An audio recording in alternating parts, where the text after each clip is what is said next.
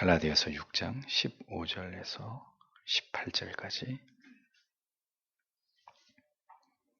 함께 읽겠습니다. 한란한 무할례가 아무것도 아니로되 오직 새로 지으심을 받은 자뿐이니라. 무릇 이 규례를 행하는 자에게와 하나님의 이스라엘에게 평강과 긍휼이 있을지어다. 이후로는 누구든지 나를 괴롭게 말라. 내가 내 몸에 예수의 흔적을 가졌노라. 형제들아, 우리 주 예수 그리스도의 은혜가 너희 심령에 있을지어다. 아멘.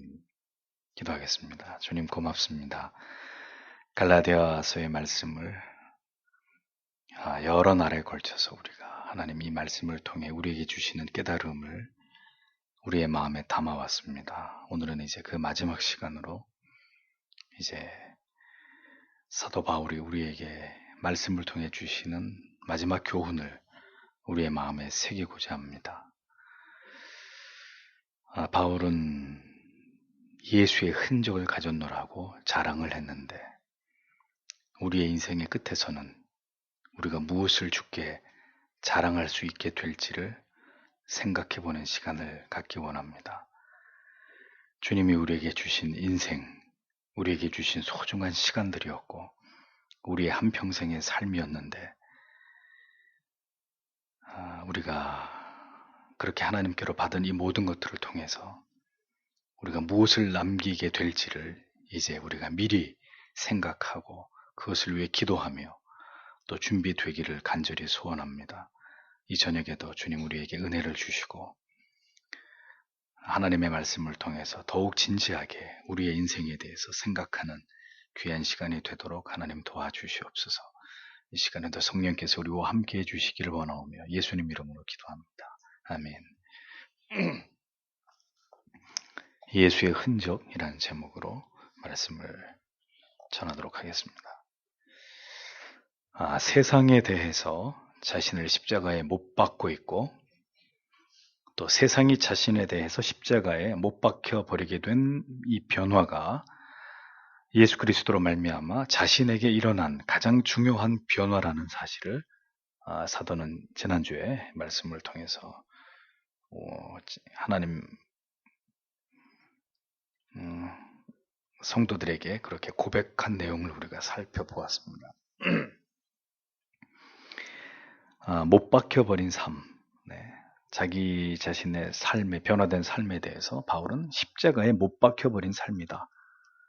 요지부동, 이제는 움직일 수도 없는 또 결코 바꿀 수 없는 중대한 변화가 예수 그리스도를 통해서 자신에게 일어나 버리게 된 일에 대해서 사도는 아주 당당하게 숨김없이 이러한 못 박혔다라는 표현을 통해서 그것을 고백하고 있습니다. 사도의 이런 고백을 들어보면 신앙은 그렇게 십자가에 못 박혀버리는 것이다. 이러한 교훈을 우리가 발견하게 됩니다.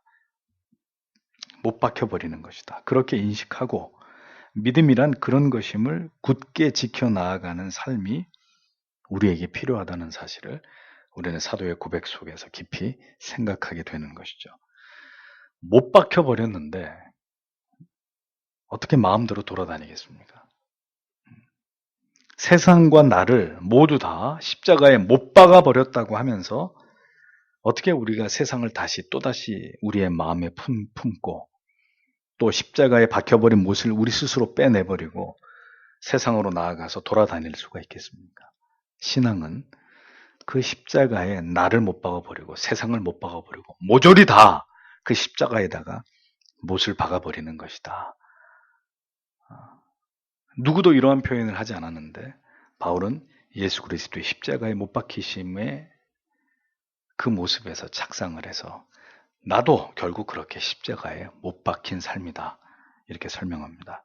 내 자존심, 내 마음대로, 내 생각대로, 내 감정대로 그렇게 내가 살아서 꿈틀거리는 그런 것들을 절대로 바라보고 용인해서는 안 되고 끊임없이 십자가에다가 못을 박아버리는 그것이 신앙이다라고 사도는 설명하고 있는 것입니다.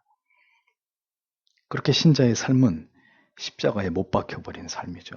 계속해서 꿈틀거리는 내 안에 꿈틀거리는 그런 죄들을 모조리 다 십자가에 못 박아 나아가는 길고 긴 작업이 바로 신앙이다라는 것입니다.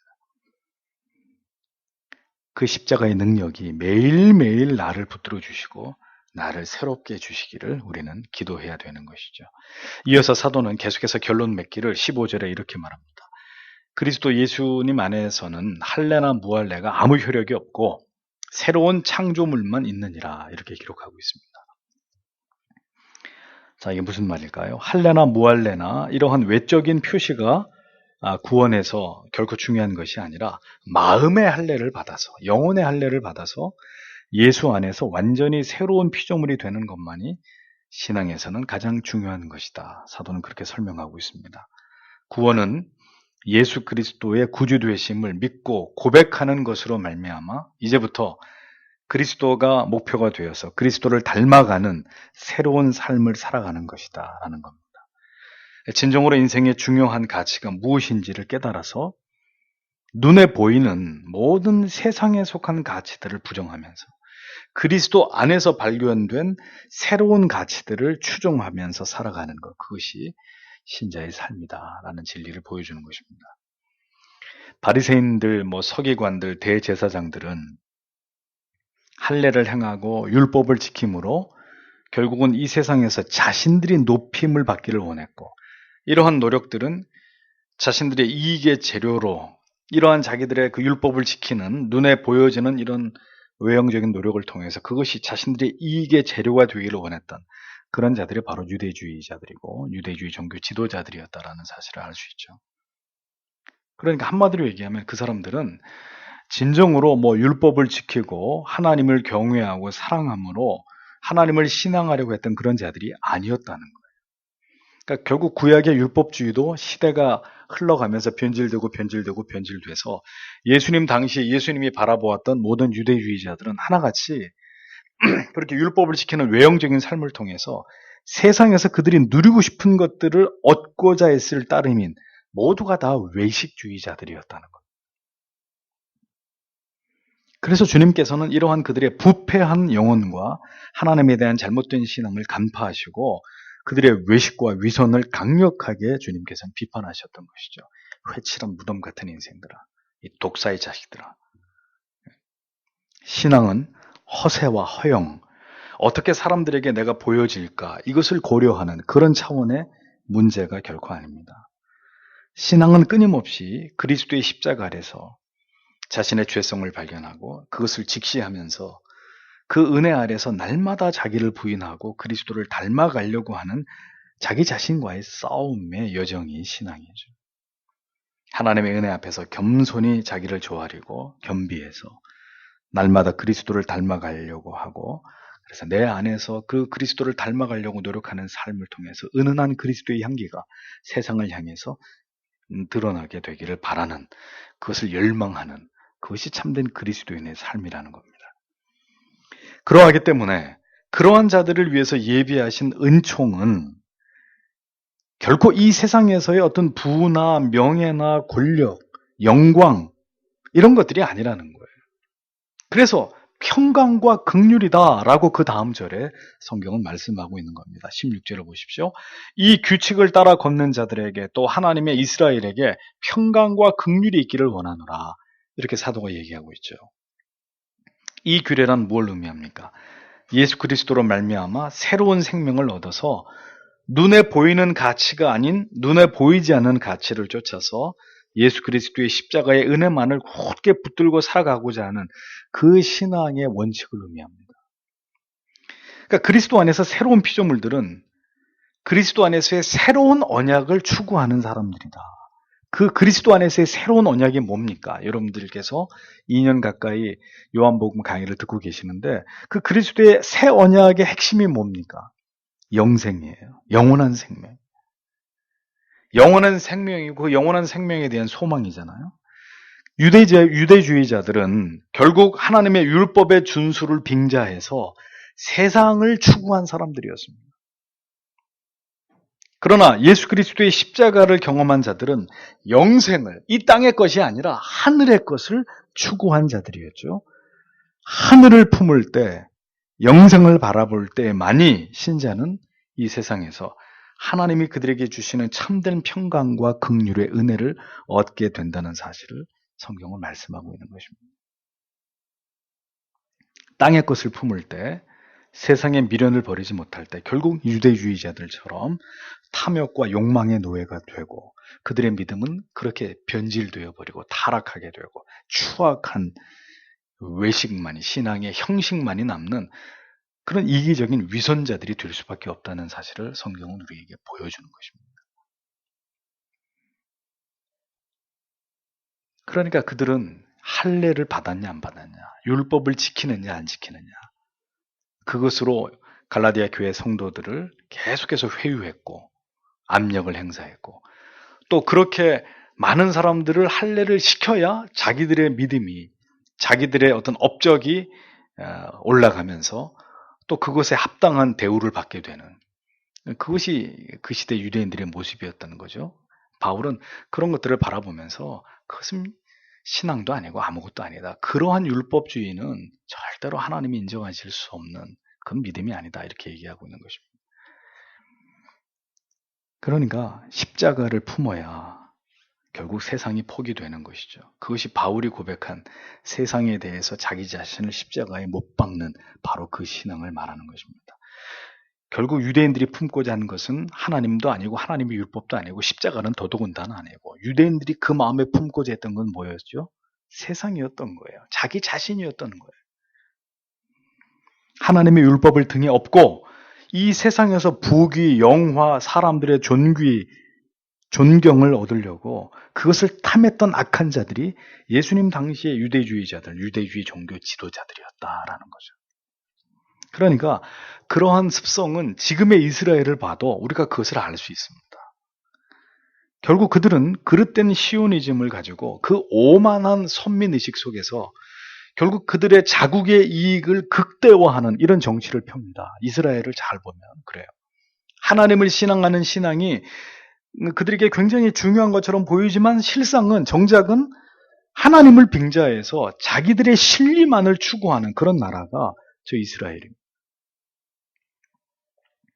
예수 그리스도를 인정하지 않으면서 그들은 하나님의 율법만을 지킨다고 큰 소리를 치지만 사실 속을 들여다보면 그렇게 이기적이고 오만하고 그들의 신앙의 명분으로 그들 자신의 이익만을 추구할 뿐인, 그들의 조상과 전혀 다르지 않은 그런 모습을 지금의 이스라엘도 여전히 보여주고 있습니다.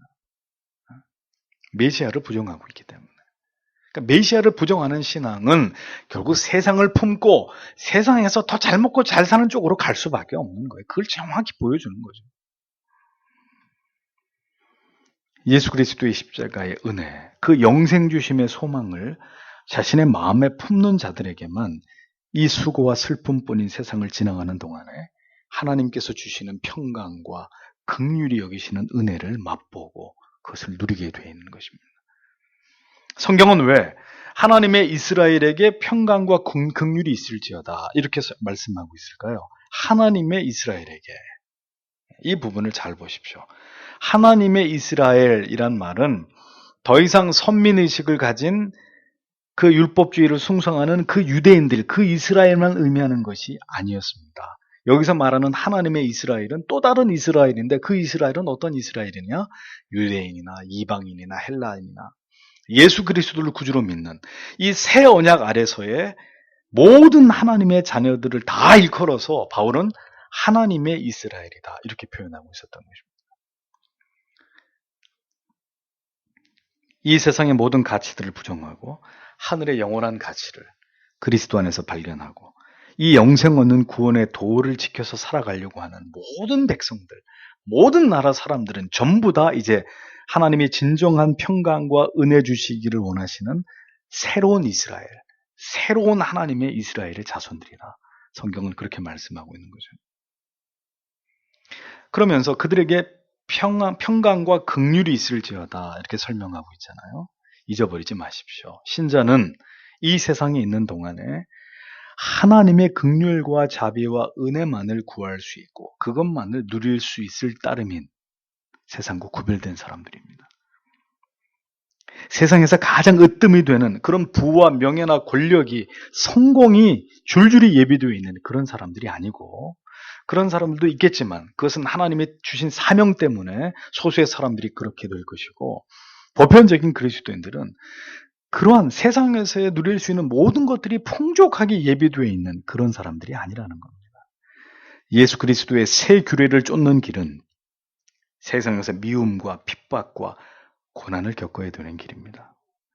그러하기에 신자에게 세상에 줄 수 있는 모든 걸 너희에게 다 주실 것이다. 우리 아버지께서, 너희 아버지께서. 주님이 그렇게 말씀하지 않았고, 아버지의 새로운 이스라엘은 세상이 줄 수도 없고 세상이 알 수도 없는 그 하나님의 평강과 긍휼이 그대들과 함께 할 것이다. 바울은 그렇게 얘기했던 것입니다.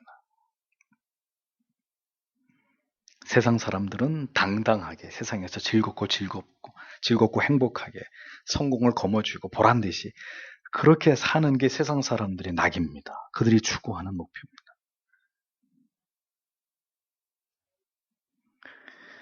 예수를 죽이고 그들은 계속해서 그들이 믿는 율법을 신봉하면서 그들의 기득권을 누리기를 바랬지만 누가요? 유대주의자들이, 유대주의 종교 지도자들이 예수를 빨리 그렇게 죽여버리고 계속해서 자기들은 그런 것들을 다 누리면서 그렇게 위세등등하게 살려고 했지만 어떻게 됐습니까? 유대는 로마에 의해서 결국 멸망을 당해버리죠. 그것이 그들이 그토록 바랬던 미래였는데 아주 불행한 미래, 비참한 미래가 되어버린 거죠. 세상을 품으면 그렇게 될 뿐인 것입니다. 예수를 품으면 영생을, 내세를, 영원한 기쁨과 영광을 얻지만 사람들이 이 진리를 거부하잖아요. 안 받아들이잖아요. 신자는 영원을 그 가슴에 품은 사람들입니다. 그리스도의 순환과 죽으심도 중요하지만 그의 부활과 그리고 그의 다시 오심을 고대하면서 언제나 영원한 소망을 마음에 가슴에 품은 자들이 그리스도인들입니다. 그러하기에 그들의 삶에는 하나님이 주시는 평강이 있습니다. 긍휼히 여기시는 하나님의 은혜가 언제나 그들의 마음 가운데 부어집니다. 그래서 세상을 이기는 사람들이 되는 거예요. 세상에 지는 것 같으나 절대로 세상에 패배하지 않고 믿음으로 세상을 이겨내는, 세상에 감당할 수 없는 사람들이 되는 것입니다. 그러므로 그리스도인이 세상의 법을 따르려고 하면 어떻게 될까요? 세상에서 불행해지게 되어 있습니다. 반드시. 평안이 깨어져 버리고 곤고해지고 근심과 염려에서 벗어나지 못하는 삶이 지루하게 그의 삶 속에서 나타나게 되는 것입니다. 그리스도인은 하늘의 법, 예수께서 우리에게 주신 그 새로운 생명의 법을 따라서 영원을 품고 살아가고 소망하는 그런 사람들이어야 합니다. 그렇게 세상의 가치를 비웃으면서 영원을 소망하면서 살아가야 될 사람들이 바로 이 세상과 구별된 성도라고 불려지는 사람들이라는 거죠. 그렇지만 그렇게 살아가고자 하는 자들을 세상은 절대로 가만히 내버려 두지 않습니다. 세상이 세운 유물론적인 가치관, 어떤 유한한 가치를 신봉하면서 세상의 통치를 따라야지 세상의 법을 거부하고 하늘의 법을 쫓아서 이 세상에 빌부터 살아가고자 하는 그런 자들에게 세상이 그들을 가만히 내버려 두겠어요? 혹독한 대가를 지불하게 합니다. 마치 제 나라 사람이 아닌 간첩이 몰래 숨어 들어온 것을 숨어 들어오는 것이 탄로가 나면 어떻게 하겠어요? 그 간첩을. 우리가 당장 죽이든지 아니면 다시 쫓아내든지 그렇게 하듯이 세상이 그리스도인들을 그렇게 대하는 것입니다. 너희는 이 땅에서 살 자격이 없고 너희는 우리의 원수다. 그래서 온갖 박해와 핍박과 불이익을 당하도록 세상이 우리를 비방하고 조롱하고 멸시하는 것입니다. 자기 나라 사람이라고 생각하지 않는 거예요. 너희는 예수 나라, 하나님 나라 사람들이고 이 땅에 잠시 빌붙어 사는 놈들이니까 우리한테 멸시와 천대와 고통을 당해도 싸. 너희는 그렇게 살아. 우리가 세상에 그런 대우를 받는 사람들이라는 거죠. 이 땅이 아닌 오직 하늘에 속한 사람들이라는 그 이유 하나 때문에 그 사람이 역사 속에서 그 사람들이 그리스도인들이었습니다. 사도 바울은 누구보다도 더 많이 이렇게 세상의 날카로운 발톱과 이빨에 핥히고 뜯기움을 당했던 하나님의 사람이었죠. 그러하기에 그는 이제 17절에 이렇게 고백하고 있는 것입니다. 이제부터는 아무도 나를 괴롭게 하지 말아라. 내가 내 몸에 예수 그리스도의 자국들을 지니고 있다. 그는 자신이 이 세상의 끝에 둔 자처럼, 그리고 만물의 찌꺼기처럼 하나님께 취급을 받은 자였다. 이렇게 수료하고 있습니다. 참 마음 아픈 이야기입니다. 그리스도의 존귀한 종인 사도가 이 세상에서 가장 고통당하는 삶을 살았다. 우리가 진리의 말씀을, 이 복음을 올바르게 이해하지 못하면 이런 사도의 고백 속에서 충분히 우리는 넘어지고 시험에 들 수 있는 그런 말씀입니다. 그런 고백들입니다. 이 세상에 어느 누구보다도 복음을 위해서 살았던 사람, 그 누구보다도 십자가를 사랑하고 그 십자가를 부둥켜 안고 모진 고난과 핍박으로 점철된 그런 인생을 달려온 사람, 그가 바로 사도 바울입니다. 그런데 그가 받은 대가는 이 세상에서의 영광과 칭송이 아니라 혹독한 세상으로부터의 핍박과 멸시와 그리고 마침내는 로마에서의 죽음이었습니다. 참수를 당하는 죽음. 그것이 그의 인생의 끝이었습니다. 그는 넘치는 복 대신 넘치는 고난을, 멸시를, 천대를, 혹독한 육체의 고통과 정신적인 고독 속에서 그리스도께서 당하신 그것과 버금가는 강도의 고난을, 고통을 온 몸에 짊어져야만 했던 그런 인생을 살았던 사도였습니다. 그것이 주를 따른 결과였단 말이죠. 그렇게 예수 그리스도의 고난의 흔적으로 그 복음을 사랑했던 사람에게서 우리가 들을 수 있는 진리란 무엇이냐?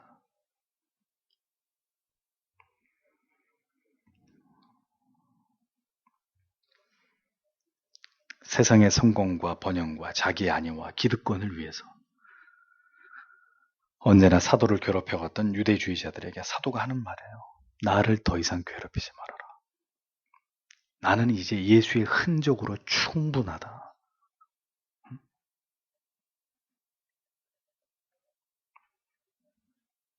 예수 그리스도의 고난의 흔적으로 그는 자기의 영혼과 육체의 빈칸을 빼곡하게 채워갔던, 그는 십자가를 너무도 사랑했던 하나님의 사람이었습니다.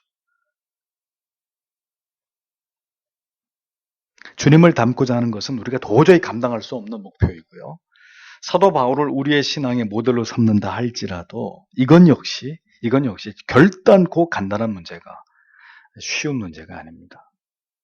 가장 주님을 사랑했고 가장 십자가와 그 십자가의 복음을 사랑했던 사람에게서 우리가 들을 수 있는 얘기가, 내 몸에는 너무나 많은 그리스도의 흔적이 있다.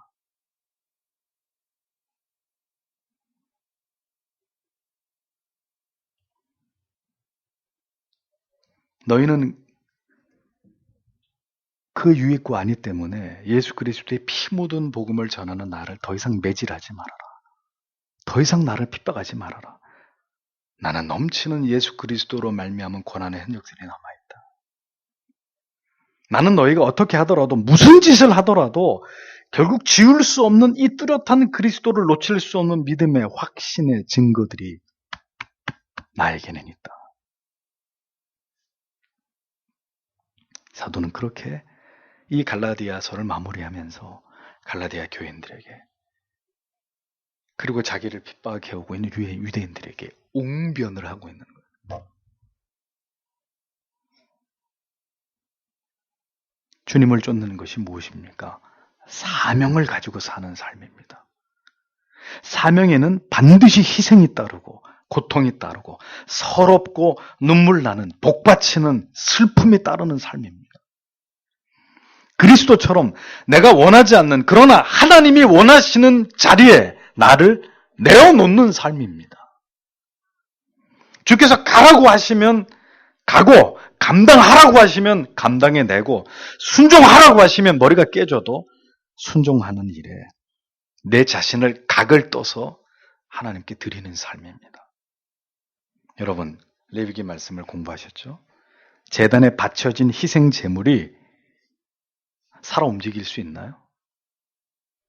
십자가의 주님이 임의대로 십자가를 이탈해서 그분이 십자가에서 내려온 일이 없으셨듯이 목이 잘리고 사지가 다 절단되고 내장은 모두 적출된 채로 부위별로 절단돼가지고 제단에 각이 떠진 그런 제물처럼 결국 신자도 그 나에게 주어진 사명의 자리를 움직일 수 없는 거예요. 우리는 그냥 바쳐진 하나님께 드려진 인생이잖아요. 내 건데 내 게 어디 있어요? 다 하나님 거잖아요. 하나님이 만들어 주셨고 태어나게 하셨고 여기까지 살게 하셨고 나를 이러한 어떤 가정, 이러한 상황, 이런 시스템, 이런 직장 이 속에 하나님이 나를 딱 박아 놓으신 거예요. 그러니까 임의대로 어떻게 여기서 내가 이걸 뛰쳐나가고 난 못 살아 안 살아 이렇게 할 수 없는 문제인 거죠. 왜? 사명의 길이라는 거예요. 사명의 길. 그 자리에서 그리스도처럼 그리고 이 노사도처럼 묵묵히 우리가 져야 할 사명의 십자가를 지고 그 모든 고난을 채워가면서 수고하고 무거운 짐을 지고 주님의 뒤를 쫓아가는 것이 성도의 삶이라는 것입니다. 그래서 사도는 내 몸에 예수의 흔적이 있다. 이렇게 자랑 삼아 자기를 그렇게 소개했던 것입니다. 하나님의 사람들의 자랑거리가 뭘까요? 이 땅에서 하나님을 지극히 사랑했던 사람들의 자랑거리는 도대체 무엇일까요? 제가요, 세상에 살면서 얼마나 내가 좋아하는 사람들을 많이 만났고요. 그 사람들하고 이 세상에서 행복한 시간들을 얼마나 많이 보냈는지 몰라요.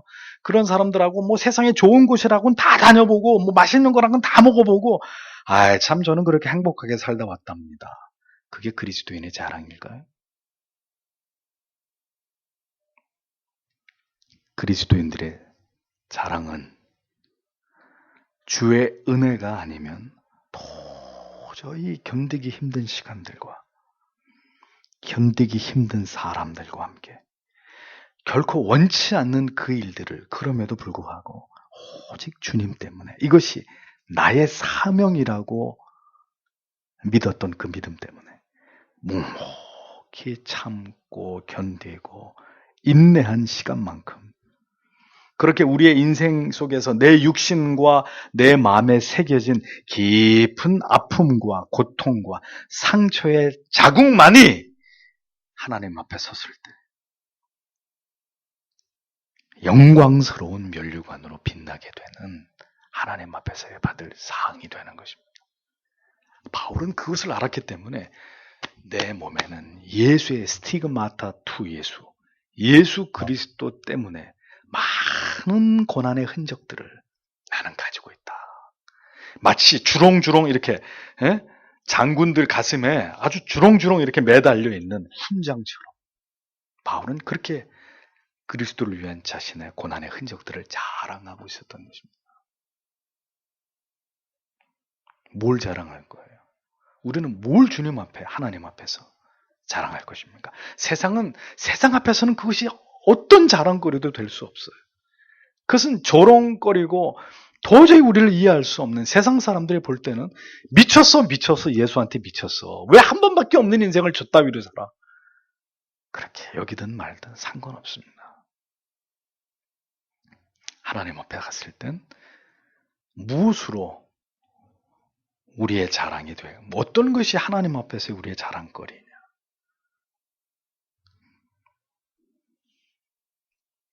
고난이 자꾸 넘치십니까?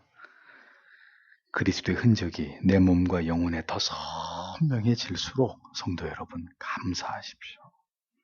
우리도 그리스도의 제자가 사도의 후예가 되어가고 있구나. 그렇게 생각하셔야 되는 거죠. 그냥 감격스러운 거예요. 또 하나의 훈장이 여기에 채워지는구나.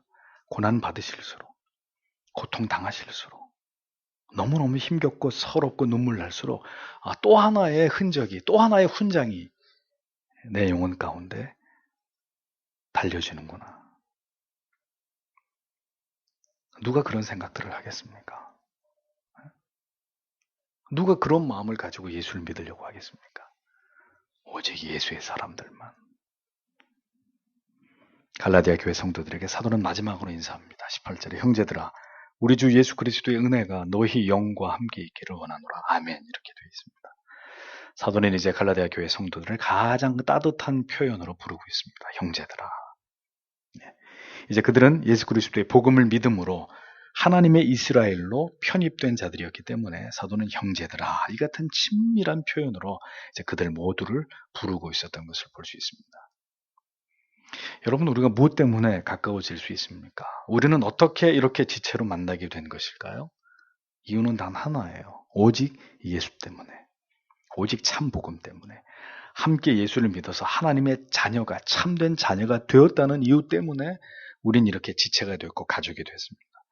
그 하나만으로도 형제와 자매가 될 수 있고 가족이 될 수 있는 사람들, 예수 때문에. 그들이 바로 신자입니다. 하나님을 알고 사랑하는 것만큼이나 하나님께서는 이웃을 사랑하고 지체들을 섬길 것을 분명히 말씀하셨죠. 하나님을 향한 깊은 사랑과 진리의 진지한 깨달음은 반드시 지체들을 더 가깝게 느끼게 하고 그들을 한 지체로 여기는 진정한 성숙의 마음을 가져오게 되어 있습니다. 그렇게 하나님을 사랑하고 이웃을 사랑하는 신앙의 모습으로 우리 안에 있는 진실된 신앙은 감춰지지 않고 발현되는 거예요. 드러나는 거예요. 사도의 인선 말에는 여전히 신앙에서 무엇이 가장 중요한지를 강조하는 내용이 엿보입니다. 사도는 이 서신의 서두에서, 제일 처음 서두에서 갈라디아 교회 성도들에게 예수 그리스도를 조차 은혜와 평강이 넘치기를 원한다. 이 기원으로 시작하고 있죠. 네, 마지막도 주 예수 그리스도의 은혜가 너희 심령에 있을지어다. 이 기원으로 마치고 있습니다. 왜 그럴까요? 모든 것이 하나님의 은혜이기 때문이에요. 성도의 구원도, 그리스도가 믿어지게 된 그 믿음도 하나님의 주권적인 사역에 달려있음을 하나님의 일방적이고 불가항력적인 은혜의 결과라는 사실을 사도는 잘 알기 때문에 이것을 다시 한번 확증하고 있는 것입니다. 그러므로 사도는 이 예수 그리스도의 은혜가 언제까지나 변치 않고 갈라디아 교회의 성도와 그들의 심령 가운데 함께하는 이 가장 중요한 축복, 기원을 처음과 끝에서 각각 남겨놓은 것을 보게 됩니다. 다시 말해서 오늘도 우리에게 가장 필요한 것은 바로 이 세상을 이길 수 있는 우리의 모든 삶과 상황과 형편을 극복하게 하시는 바로 예수 그리스도의 은혜다라는 사실을 성경은 우리에게 가르쳐 주는 것이죠. 우리에게 영생 주시고자 하시는 영원한 영광 가운데 주와 함께 빛나게 될 우리에게 그 미래를 주시고자 하시는 주의 은혜가 우리와 함께 하기를 간절히 구하는 그것은 비단 그 시대의 바울의 마음뿐만이 아니라 모든 시대를 초월해서 주님의 교회와 성도들을 향하신 바로 하나님 아버지의 마음이시다라는 사실을 기억하셔야 합니다. 그래서 은혜가 전부예요. 솔라 그라티아. 오직 하나님의 은혜로만. 사도는 바로 그렇게 이 갈라디아서를 통해서 이 은혜의 복음을 율법 치워버리고 왜 다시 율법으로 기어 들어가느냐? 그럴 이유가 뭐가 있느냐? 이 영광스러운 예수 십자가의 이 위대한 은혜의 복음을 굳게 붙들고 끝까지 믿음으로 승리해야 된다라는 이 진리를 갈라디아 교회 성도들에게 그리고 오늘을 살아가는 우리에게 우리의 심령 속에 가득 부어주고 있는 것입니다. 이것이 하나님이 갈라디아서를 통해서 우리에게 주시려고 하는 은혜라는 사실을 기억하시고 갈라디아서를 읽으실 때마다 우리가 이제 쭉 이 말씀을 들으면서 이 말씀 속에 적시워져 있는 주님의 마음, 사도를 통해서 우리에게 그렇게 말씀하시려고 했던 복음의 핵심, 이런 것들을 염두하시면서 우리도 그 믿음으로 그 갈라디아 교회 성도들 그들에게 주신 그 말씀을 우리도 이 시대에 붙들고 그 믿음으로 끝까지 예수의 흔적을 채워가면서 믿음으로 승리하는 삶을 살아가는 여러분 모두가 되시기를 바랍니다. 기도하겠습니다.